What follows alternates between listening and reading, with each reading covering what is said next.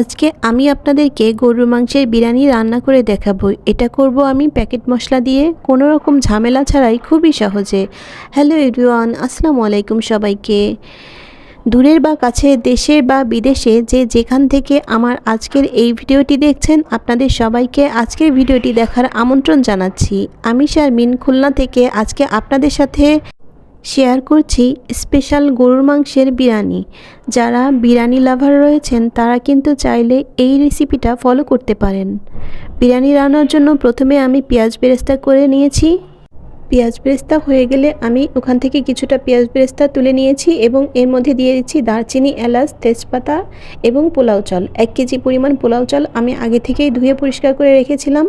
পোলাও চালটা দিয়ে ভেজে কিছুক্ষণ পানি দিয়ে ঢাকনা দিয়ে ঢেকে রেখে দিয়েছি। ওর মধ্যে দিয়েছি লবণ, কাঁচামরিচ। এরপর পোলাওটা হতে থাক, আমি অন্য একটা চুলায় দিয়ে দিচ্ছি একটা প্যানের মধ্যে আদা, রসুন বাটা, পেঁয়াজ বেরেস্তা আর দারচিনি, এলাচ, তেজপাতা সব দিয়ে আমি মশলাটা ভালোভাবে কষিয়ে নিচ্ছি। দিয়ে দিলাম এর মধ্যে মরিচের গুঁড়া, লবণ দিয়ে আমি মশলাটা আরও কিছুক্ষণ ভালোভাবে কষিয়ে এর মধ্যে দিয়ে দিচ্ছি বাদাম বাটা।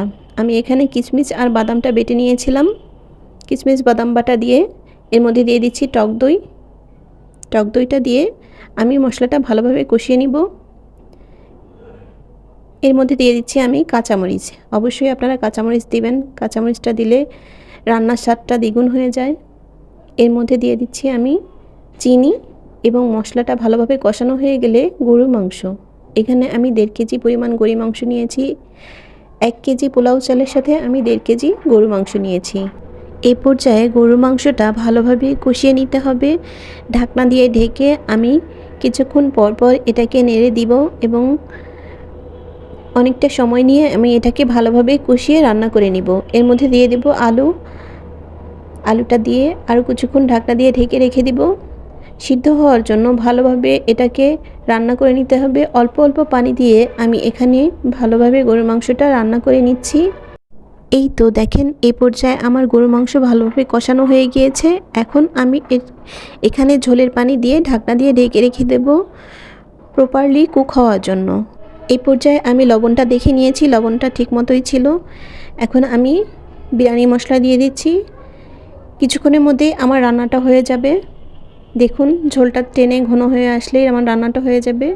হয়ে গেল আমার বিরিয়ানির গরু মাংস রান্না। এদিকে আমার পোলাওটাও রান্না হয়ে গিয়েছে। দেখুন কতটা ঝুরঝুরে হয়েছে, মাশাআল্লাহ। এই পর্যায়ে আমি মাংসটা দিয়ে ভালোভাবে ভাতের সাথে মাখিয়ে নিব। প্রপারলি ভালোভাবে মাখানোর পরে আমি এখানে দিয়ে দেব পেঁয়াজ বেরেস্তা এবং দিয়ে দেব ঘি। আমি আগে থেকে পেঁয়াজ বেরেস্তা তুলে রেখেছিলাম, পেঁয়াজ বেরেস্তা দিয়ে দিচ্ছি। পেঁয়াজ বেরেস্তা দিয়ে আমি এখানে দিয়ে দেব ঘি দিয়ে ঢাকনা দিয়ে ঢেকে আমি 5 মিনিটের জন্য নিভু আঁচে রেখে দেব। তৈরি হয়ে গেল আমার মজাদার বিরিয়ানি রান্না।